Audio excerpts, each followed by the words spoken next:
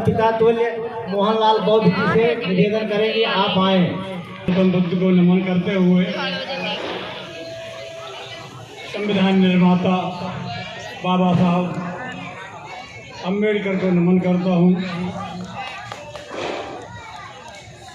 आज जन्मदिन के उपलक्ष्य में आप तिलकपुरी या दूर दराज से आए हुए सभी उपासक उपासिकाएं बच्चों सबको मेरा जय भीम नमो बुद्धाय। में कुछ प्रकाश डालना चाहता हूँ। शायद महिलाएं और बच्चों को नहीं मालूम होगा कि बाबा साहब जो है कहाँ के रहने वाले, इनके पैतृक गांव कहाँ था, मैं उसी पे प्रकाश डालूंगा। बाबा साहब का गांव था अंबावडे, महाराष्ट्र में है, रत्नागिरी जिले में अंबावडे नाम का उनके पैतृक गांव था। इनके दादाजी का नाम था मालेजी राव शकपाल और उनके बेटे थे रामजी राव शकपाल। रामजी राव के बाबा साहब भीमराव अम्बेडकर थे। इनकी माता का नाम था भीमाबाई। इनकी शादी कुछ अजीब तरह से हुई थी। बम्बई में दादर है, उसके पीछे एक मंडी लगती है, सब्जी मंडी। वहाँ सब्जी मंडी के नाले के ऊपर पत्थर बिछाए हुए हैं। उस नाले के ऊपर उनकी बारात गई और 5 आदमी इधर से 5 उधर के थे। बाबा साहब को दहेज कितना मिला था?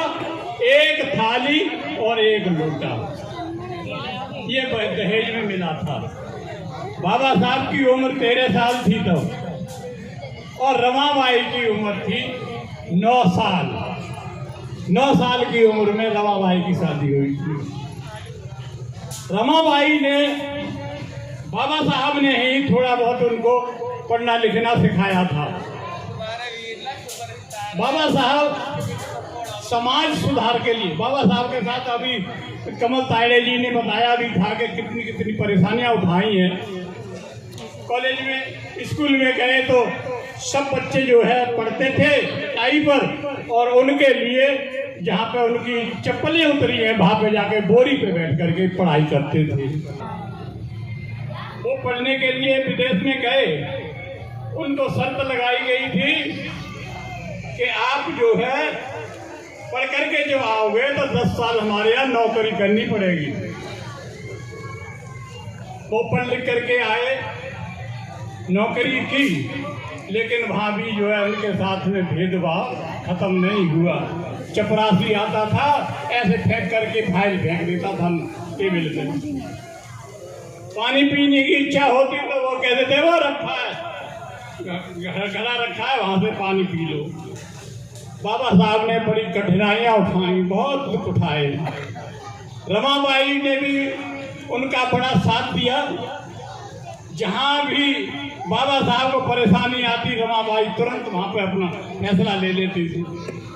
जब नौकरी करने लगे थे तो सिर्फ 5 रुपए दे करके जाते थे रमाबाई को खर्चा के लिए। उसमें पढ़ाई कराएं बच्चों की, दवाई कराएं या खाना खाएं, गुजारा नहीं होता था।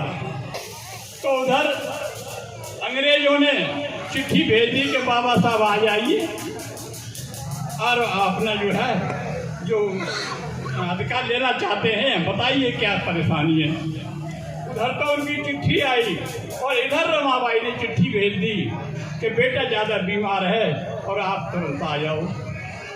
बाबा साहब वहाँ से काम छोड़ करके आए, आकर के देखा बच्चा आंगन में मरा हुआ। राज रत्न जिसको प्यार करती थी वो आंगन में मरा हुआ पड़ा है।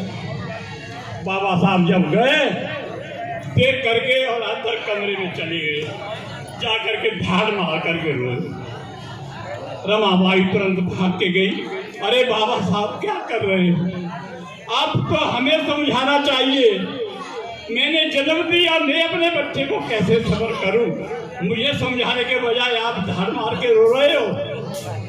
बताओ मैं कैसे धीरज धरूं? बाबा साहब कहते हैं, अरे रामू, मैं बच्चे के लिए नहीं रो रहा। फिर क्या बात है, किसके लिए रो रहे हो? कि मैं इसलिए रो रहा हूँ, आज वहाँ से बायसराय से चिट्ठी आई है कि आप जो है आकर के हमसे मिल लीजिए। उन्होंने हमें मिलने का समय दिया है और मेरी जेब में सिर्फ इतने पैसे हैं कि मैं वहाँ तक जा सकता हूँ। मेरे पास पैसे नहीं है कि बच्चे को कफन कहाँ से डालूं। रमाबाई कहने लगी, बाबा साहब इतने निराश मत हो, कुदरत सबको